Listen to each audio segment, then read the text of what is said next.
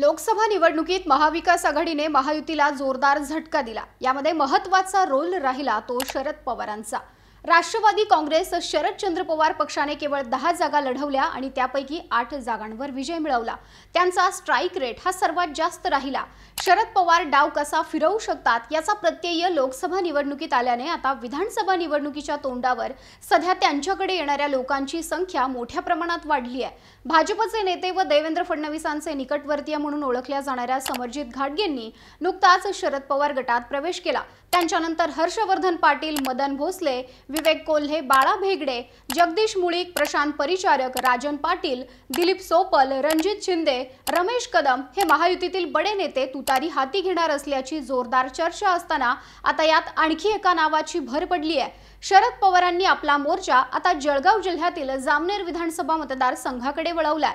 भाजपचे संकटमोचक म्हणून ओळखल्या जाणाऱ्या गिरीश महाजनांविरोधात भाजपातीलच मातब्बर नेता निवडणुकीच्या रिंगणात शरद पवार उतरवणार असल्याची जोरदार चर्चा सुरू आहे। पण हा नेता नेमका कोण आहे? गिरीश महाजनांविरोधात शरद पवार नेमका कोणता डाव टाकण्याच्या तयारीमध्ये आहेत? यंदाची निवडणूक महाजन यांच्यासाठी आव्हानात्मक ठरू शकते का?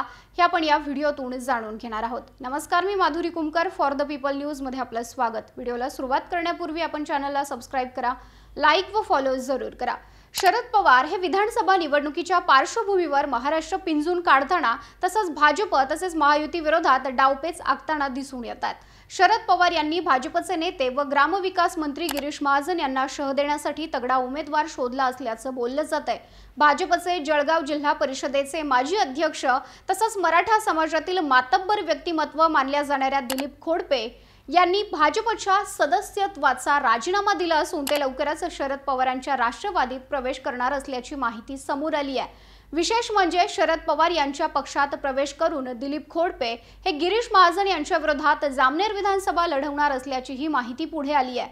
मंत्री गिरीश महाजन यांच्या विरोधात आगामी विधानसभा निवडणुकीत आपण राष्ट्रवादी शरद पवार गटाकडून उभे राहण्याची तयारी करत असल्याचं दिलीप खोडपेंनी सांगितलंय। गेल्या 35 वर्षांपासून मी भाजपचं काम करत आहे, पण गेल्या 10 वर्षांपासून भाजपमध्ये आपली घुसमट होत असल्यानं आपण भाजपच्या प्राथमिक सदस्यत्वाचा राजीनामा देत असल्याचंही खोडपेंनी म्हटलंय। त्यामुळे गिरीश महाजन यांच्या विरोधात आपल्याच पक्षातील नेत्याचं आव्हान उभं राहिलंय।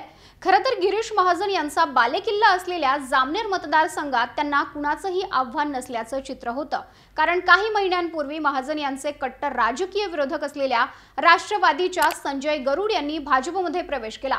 त्यामुळे महाजन यांचा एकतर्फी विजय होईल असं सर्वांचं मत होतं। अशा स्थितीत आता गिरीश महाजन यांचे कट्टर समर्थक असलेले दिलीप खोडपेंनी भाजपचा राजीनामा दिला असून ते लवकरच शरद पवारांच्या राष्ट्रवादीत प्रवेश करणार असल्याची माहिती समोर आली आहे।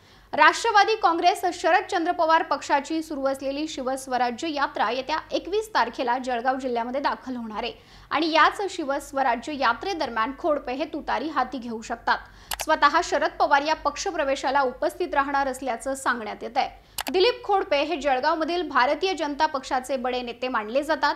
ते जळगाव जिल्हा परिषदेचे अध्यक्ष राहिले आहेत, तसंच जिल्ह्यातील मराठा नेता म्हणून त्यांची ओळख आहे।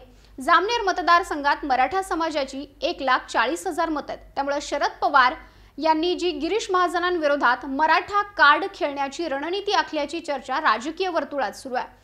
असं असलं तरी यंदाची विधानसभा निवडणूक महाजन यांच्यासाठी आव्हानात्मक ठरू शकते का? याचं उत्तर जाणून घेण्याआधी आपल्याला जामनेर विधानसभा मतदारसंघाचा इतिहास पाहावा लागेल। तर जामनेर विधानसभा मतदारसंघाची निर्मिती 1962 साली झाली। 1962 पासून ते 1990 पर्यंत या मतदारसंघावर काँग्रेसचं वर्चस्व राहिलं। त्यानंतर इथं भाजपनं विजय मिळवला। 1995 पासून ते 2019 पर्यंत सलग 6 वेळा गिरीश महाजन हे जामनेर मधून निवडून आलेत। त्यामुळे जामनेर मतदारसंघ हा गिरीश महाजनांचा बालेकिल्ला म्हणून ओळखला जाऊ लागला। भाजपच्या कार्यकर्त्यांनी आणि गिरीश महाजन समर्थकांनी तालुक्यात महाजन यांची वोट बँक मजबूत करून ठेवली आहे। जळगाव मनपा निवडणूक असेल, जिल्हाध्यक्ष निवड असेल, खासदारकीसाठी उमेदवारांची निवड तसेच इतर पदांच्या नियुक्त्या यावर गिरीश महाजनांचा वरचष्मा राहिलाय। गिरीश महाजन यांचा पराभव करण्यासाठी सोनिया गांधी यांच्यासारख्या राष्ट्रीय नेत्यांनी यापूर्वी सभा घेतलेली आहे, तरीही गिरीश महाजन अजिंक्य राहिलेत। पण आता 2024 ची विधानसभा निवडणूक महाजन यांच्यासाठी टफ जाण्याची शक्यता। 5 वर्षात बदललेली राजकीय समीकरणं, पक्ष फोडाफोडीमुळे जनतेची भाजपवर असलेली नाराजी, उद्धव ठाकरे व शरद पवारांना मिळणारी सहानुभूती, मराठा आरक्षण या सगळ्याचा परिणाम लोकसभेप्रमाणे विधानसभा निवडणुकीमध्ये सुद्धा पाहायला मिळू शकतो। त्यात शरद पवार गटाचं वाढलेलं वजन, त्यामुळे महाजन यांच्या विरोधात शरद पवारांनी तगडा उमेदवार उभा केल्यास ही निवडणूक त्यांच्यासाठी आव्हानात्मक ठरू शकते। काही दिवसांपूर्वीच महाजन यांचा त्यांच्याच मतदारसंघातील एक व्हिडिओ सोशल मीडियावर व्हायरल झाला। जामनेरच्या लिहातांडा गावामध्ये भंडाऱ्यानिमित्त महाजन आले होते। या ठिकाणी रस्त्यांची झालेली दयनीय अवस्था दाखवण्यासाठी गावातील तरुणांनी त्यांचा चिखलमय रस्त्यातून प्रवास घडवला आणि गावात किती विकास झाला याचं महाजनांना प्रत्यक्ष दर्शन घडवून दिलं। सलग 6 टर्म गिरीश महाजन जामनेरचे लोकप्रतिनिधी आहेत। यातील 15 पैकी 7 वर्ष त्यांनी विविध खात्यांचे मंत्री आणि पालकमंत्र्यांच्या जबाबदाऱ्या सांभाळलेल्या आहेत। मागील 30 वर्षांपासून आम्ही तुम्हाला निवडून देतोय, तरी आमच्या गावातील रस्त्यांची अशी दुरावस्था का, असा जाब तरुणांनी महाजनांना विचारल्याचं बोललं गेलं। यानंतर विरोधकांनी महाजनांना धारेवर धरलं। त्यामुळे विधानसभा निवडणूक तोंडावर असताना महाजन यांच्या विरोधातील अडचणी वाढण्याची शक्यता आहे। अशात दिलीप खोडपे यांचा पक्षप्रवेश करून शरद पवार त्यांना महाजनांविरोधात उतरवणार का हे पाहावं लागेल। पण सध्या तरी जामनेरमध्ये तुतारी विरुद्ध कबळ असा हाय व्होल्टेज सामना होण्याची चिन्ह दिसून येतात। याविषयी तुम्हाला काय वाटतं, तुमचं मत कमेंट करून सांगा आणि अशाच नवनवीन व्हिडिओचे अपडेट्स मिळवण्यासाठी फॉर द पीपलला यूट्यूब, फेसबुक व इंस्टाग्रामवर सबस्क्राइब करा, लाइक व फॉलो जरूर करा। भारत दुनिया का सबसे बड़ा लोकतंत्र और एनएलसी भारत देश का सबसे बड़ा गैर राजनीतिक मंच। शक्तिशाली लोकतंत्र के लिए राहुल कराट का सार्थक कदम। मुंबई में हुआ ऐतिहासिक प्रथम राष्ट्रीय विधायक सम्मेलन।